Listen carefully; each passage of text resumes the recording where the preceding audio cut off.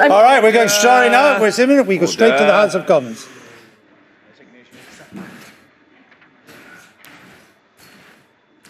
The ayes to the right, 202. The noes to the left, 432.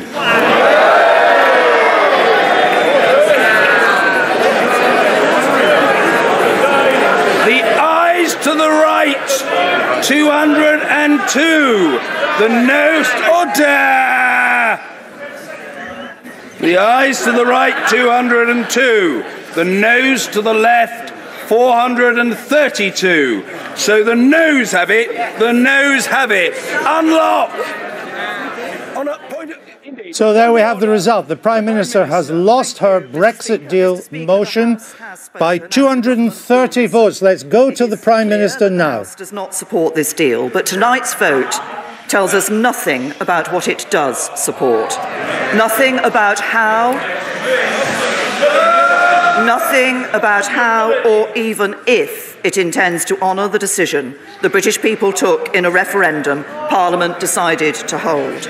And people, particularly EU citizens who've made their home here, and UK citizens living in the EU, deserve clarity on these questions as soon as possible. Order! There's no good people shouting. There will be an opportunity for other points of order, but the Prime Minister must and will be heard. The Prime Minister. Those whose jobs rely on our trade with the EU need that clarity. So, with your permission, Mr. Speaker, I'd like to set out briefly how the government intends to proceed. First, we need to confirm whether this government still enjoys the confidence of the House. I believe that it does, but given the scale and importance of tonight's vote, it's right that others have the chance to test that question if they wish to do so. I can therefore confirm that if the official opposition table a confidence motion this evening in the form required by the Fixed Term Parliaments Act, the government will make time to debate that motion tomorrow.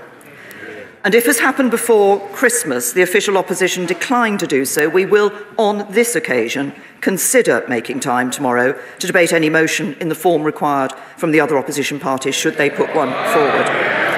Second, if the House confirms its confidence in this government, I will then hold meetings with my colleagues, our confidence and supply partner, the DUP, and senior parliamentarians from across the House to identify what would be required to secure the backing of the House. The government will approach these meetings in a constructive spirit, but given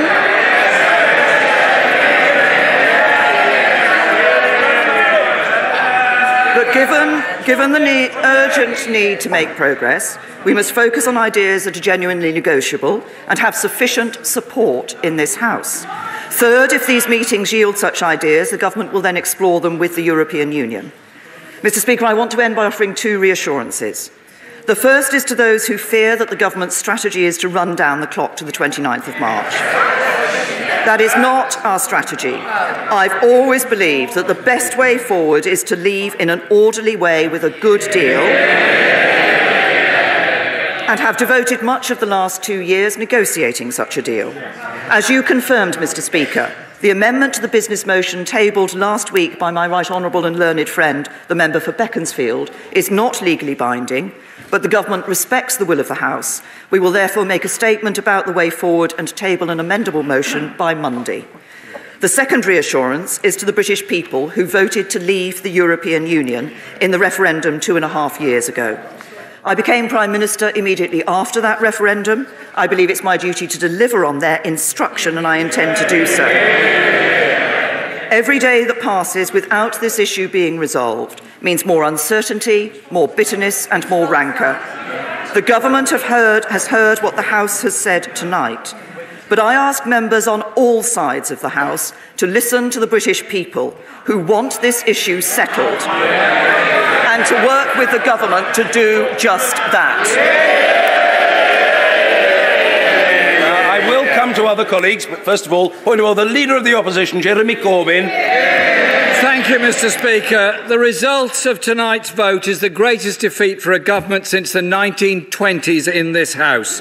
This is a catastrophic defeat for this government. After 2 years of failed negotiations, the House of Commons has delivered its verdict on her Brexit deal, and that verdict is absolutely decisive. I hear the words of the Prime Minister, but actions of her government of the past 2 years speak equally clearly. She is only attempting to reach out now to try to keep her failed process and deal alive after it's been so roundly rejected by Parliament on behalf of the people of this country. Labour has laid out our priorities consistently. No deal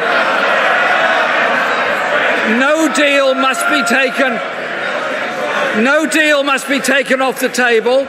A permanent customs union must be secured, and people's rights and protections must be guaranteed so they do not fall behind.